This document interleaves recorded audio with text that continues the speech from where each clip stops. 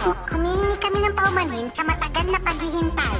Malapit na po tayo sa ating destinasyon, kaya magpipaganda na kayo. Wow!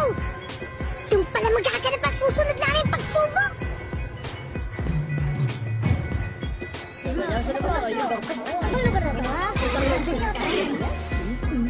Sa inyong lahat, nandito na tayo sa lugar ng third phase ng exams.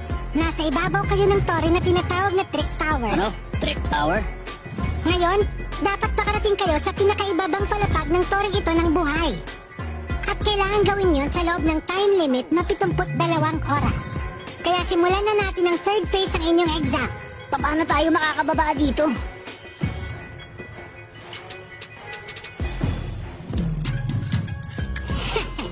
Ako naman ang makikipaglaro.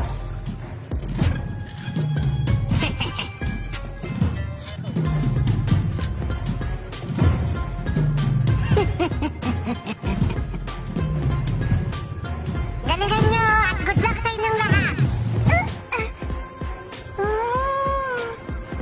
Siguro naman, hindi natin kailangan tumalon dyan. Imposible rin kumapit sa gilid para bumaba. Siguro para sa karaniwang tao.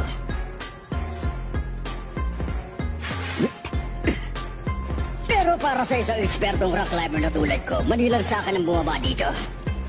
Okay si Manong. Ang bilis nila nakakababa. Sa lagay na to, mukhang ako na ang unang makakapasa sa pagsubok na ito nang wala man ng kahirap-hirap. Huh?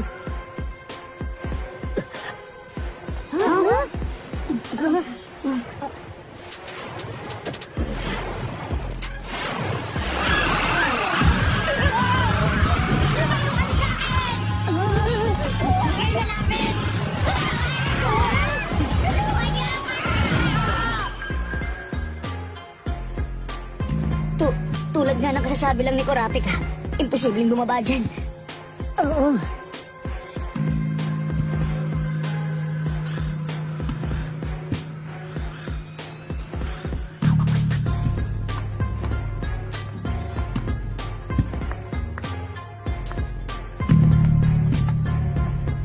Oh, anong problema? Kumonti ang bilang ng mga tao dito. Talaga? Ang bilang ko, 23 na lang tayo dito. Nangangahulugan lang na marami na sa ating nakahanap ng nabasan. Pero paano? Bigla na lang sila naglaho? Isa lang ang posibilidad na naisip ko. Na nakahanap sila ng mga nakakubling lagusan na papunta sa ibabang palapag. Kurapika! Yari na! Ano yan, God? Tingnan nyo! May nahanap kami mga nakatagong daanan! Huh? Sabi ko na, kailangan lang natin itulak ang tipak ng batong yan at lahat tayo makakababa mula rito. Magaling! Ang husay mo, Gon! Tara, sabay-sabay na tayo bumaba! Pero, may gumugulo sa akin. Bakit? Tungkol saan ba yung gumugulo sa'yo? May daanan dun, pati dun, at saka dun. Banda dun, meron din. 5 lahat-lahat. Ganon karami? May 5 nakakubling daan na malapit sa isa't isa. Parang kahina-hinala nga. Baka ilan sa mga yan ay patibong. At saka hindi lang yon. Mukhang isang beses lang pwedeng gamitin ang mga pintong to. Ganon? Sinubukan namin buksan yung isang pinto na ginamit na ng iba. Pero kahit anong gawin namin, ayaw na bumukas. Batay sa sukat ng pinto, mukhang isang tao lang ang magkakasya at hindi pwede magsabay-sabay. Bale, ibig sabihin isang pinto para sa bawat tao. Mukhang kailangan talaga natin maghiwa-hiwalay para makababa. Kami ni Gon, ayos lang sa amin ang maghiwalay. Pumili na kami ng pinto. Walang samaan ng loob kung may mapunta sa patibong. Kaya Lyorio, Kurapika, anong gagawin nyo? Okay ako doon. Pero talaga kung minsan sa exams, sortihan lang. Wala din problema sa akin. O paano? Sa bilang na 3, sabay-sabay tayong tatalon, okay? Mukhang hanggang dito lang muna ang pagsasama natin. Paalam! Magkita-kita tayo sa baba ng tore. Okay, gawin na natin. 1, 2, 3!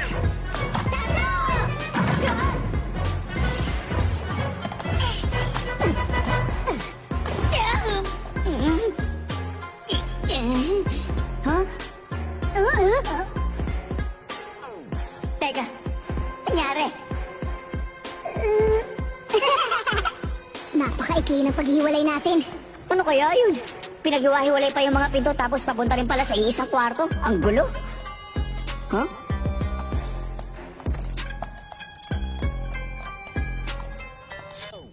Sa inyong 5, kailangan nyo lamang daw sundin ang pasya na nakararami upang makarating kayo sa inyong patutunguhan. Sabi dito. 5? Ano to? Mukha siyang relo na may timer. At may 2 botones na may X at bilog. Maaari kayang kulang pa tayo? At makakalabas lang tayo sa kwartong ito kung may isa pang aplikante na malalaglag dito kasama natin. Tama yun! Sino yan? Pangalan ko ay Ipo. Ako ang warden ng piitang ito. At ako rin ang inyong examiner para sa ikatlong pagsubok. Teka, warden ng piitang ito? Sa loob ng toring ito, maraming ruta na mapagpipilian upang makarating sa ibaba. Daang nakadepende sa pasya ng karamihan ang napili niyong paraan. Tulad ng nakikita niyo dyan, pagkakaisa magiging susi sa pagpasa ninyo sa third phase ng Hunter exams. Kung may makatarili sa inyo o ayaw makisama, magkakagulo kayo at hindi makakapante. Hindi rin kayo makakapagsimula hanggat wala pa panlimang miyembro ng grupo ninyo. Yun lang ang swerte, sana kayo. Ay, ibig sabihin kailangan pa natin maghintay hanggang may dumating dito.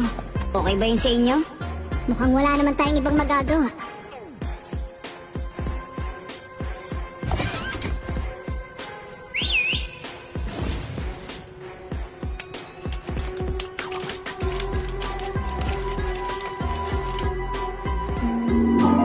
Pinatawag mo daw kami, Warden.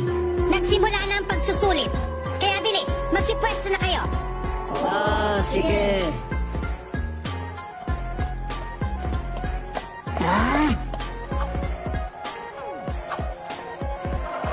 Ayoko na! 2 oras na nasasayang natin dito. Paano kung napunta na lahat sa ibang ruta at wala na pala tayong hinihintay dito? At isa pa, kung may naiwan pa sa taas ngayon, siguradong pulpul na kulelat na lang yun. Huminahon ka, Leorio. Wala tayong mapapala sa ginagawa mo. Pero paano na? Paano kung walang dumating dito bago maubos ang time limit natin? Babagsak tayo! Hindi ako papayag nun! Kaya mo bang tanggapin? Shh! Tahimik. Ano? Pakinggan mo yun. Oo!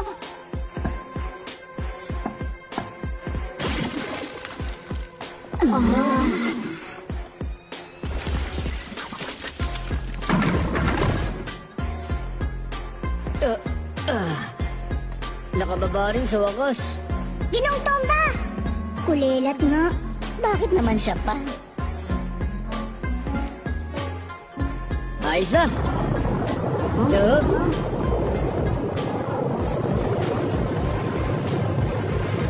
Tama nga ang hula ko. Kapag may 5 tao nang nakapagsuot ng timer, saka palang bubukas yung pinto palabas. Para sa pinto ito, pindutin ang bilog para buksan at X para wag buksan. Ito na ba yung pasya ng karamihan na sinasabi? Obvious naman kung anong dapat pindutin ng lahat, di ba? Ano? Sabihin nyo ha, sino sa inyo piloso mong bumindot ng X? Pasensya na pare, ako yun. Nagkamali lang ako rin napindot. Ang akala mo ba nakakatawa ka, Manong? At isa pa, hindi mo ko pare, malinaw. Ito naman sabi ko nga, aksidente lang yun. Accident to your face! Simple lang nagkakamali ka ba, ha? Ano? Okay lang. Ang importante, bumukas naman yung pinto. Hindi okay eh. Nananadya ang balat kalabaw na to eh. Alam kong ginawa mo yung para lapang ines. Tayo na, wala na tayong oras para dyan, Leorio. Oo, iyaan mo na siya. Kahit ano pang buto na matripan yung pindutin, kahit mali. Tayo pa rin 4 ang majority, kaya walang kaso yun. Oo nga naman. Tayo na, bilisan na natin! Ano yan? Pabibiliin na naman tayo kaagad? Ang bilis naman. Anong direksyon ang pipiliin? Ang bilog sa kanan at X sa kaliwa? Kanan ba? O kaliwa? Ah! Sino naman na may gustong pumunta sa kanan? Hindi niyo ba alam? Kadalasan mas tama yung nasa kaliwa. Totoo yun. Batay sa mga pag-aaral, nadiskubre nilang mas madalas na pinipili ng mga taong naliligaw o nasa mga sangasangang daan ang bandang kaliwa ng hindi nila namamalayan. Oo, narinig ko rin ang tungkol doon. Eh di kung ganun, dapat lamang pa rin yung pumindot ng kaliwa. Umamin kayo, sino sa inyo pumindot sa kanan? Ako. Ako rin. Ang mga to talaga walang pakialam. Kaya nga sa kanan nila piniling dumaan. Para sa ganun, mautakan natin ang examiner. Kung alam ng examiner na mas madalas piliin ang kaliwa, natural lang, nagagawin niya mas mahirap ang mga patibong sa daang yun. Kainis! So sinasabi niyo mababaw kami mag-isip, ganon? Kasama ba ako doon?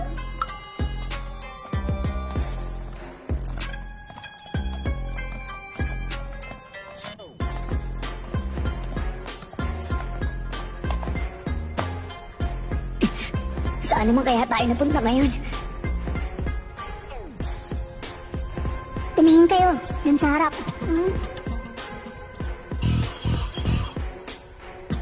Dumating na ang mga aplikante. Pwede mo na akong pakawalan. Malaya na rin.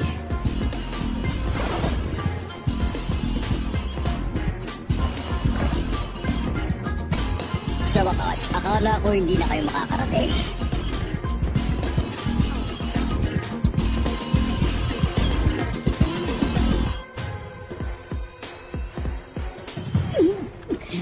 Mga kalahok, hayaan niyong ipaliwanag ko. Tulad ng nakikita ninyo sa inyong harapan, ang mga bumati sa inyo ay ilan sa mga bilanggong nakakulong Mga dito sa bilanggo? Trade Tower. Pinili sila ng Hansa Exam Committee upang pangasiwaan kayo dito bilang mga examiner ninyo. At ang kailangan ninyong gawin? Kailangan niyo lang naman silang matalo sa laban. 5 sila, pareho ng bilang ninyo. One-on-one ang mga laban. Isang beses lang pwede lumaban ang bawat isa sa inyo. Kahit ano pwede niyong gawin. Pero hindi pwedeng magtabla. Magkakamit lang kayo ng panalo kapag sumuko ng kalaban. Piliin niyo ng mabuti ang pagkakasunod-sunod na ilalaban niyo sa amin. Dahil sa batas ng nakalalabang, 3 panalo lang ang kailangan niyo at padadaanin na namin kayo. Simple lang naman ang patakaran, hindi ba? Yung batas ng nakakalamang na naman. Okay yan, mas maganda nga yung diretsahan. Pero ang tunay na layunin ng mismong laban, hindi ganun kasimple. Mababawasan ang sentensya ng bawat bilanggo ng 1 taon. Para sa bawat oras na maantala nila ang pag-alis nyo sa lugar na ito. Sa makatuwid, ang tunay na layunin nila ay patagalin ang pamamalagi ninyo rito. Naintindihan ko na. Dahil may time limit tayong 72 hours lang upang makapunta tayo sa pinakamababang palapag ng touring ito. Napakahalaga ng oras para sa atin at yun ang dapat natin ipaglaban. Simulan na natin. Ako ang unang haharap sa inyo, kaya piliin niyo na ang ilalaban niyo sa akin. Ano na ngayon? Sinong gusto niyo maunang lumaban sa atin? Sabi nila pwede daw lumaban sa anumang paraan, walang bawal. Mahirap mamili ng itatapat kung hindi natin alam ang kakayahan nila. Malaking sugal nga yun kung wala kang alam. Pero wala tayong magagawa. Kung ganon, sige, ako ang... Hindi, ako na mauna. Ginoong Tomba? Ako na ang magsasakripisyo para makita natin kung anong balak nilang gawin. Sabihin na lang natin bumabawi ako sa mali ko kanina. Sandali! Sigurado ka ba? Oo! Isa pa, wala kang tiwala sa akin. Mas mabuti na lumaban na ako ngayon para magkaalaman na. Kaysa naman ako lumaban para sa inyo kung sakaling magkaroon ng tabla at ako ang magiging tiebreaker. Mas gusto niyo ba yun? Kung sa bagay may punto ka doon. Kaya, ako nang unang lalaban. Talaga bang seryoso ka?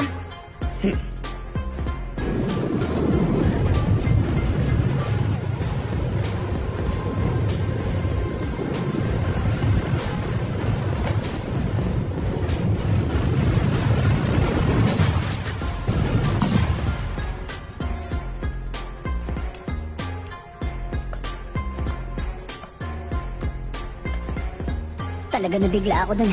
Hindi ko akalaing gagawin to ni Tomba. Oo nga, wala sa ugali niyang magpakabayani.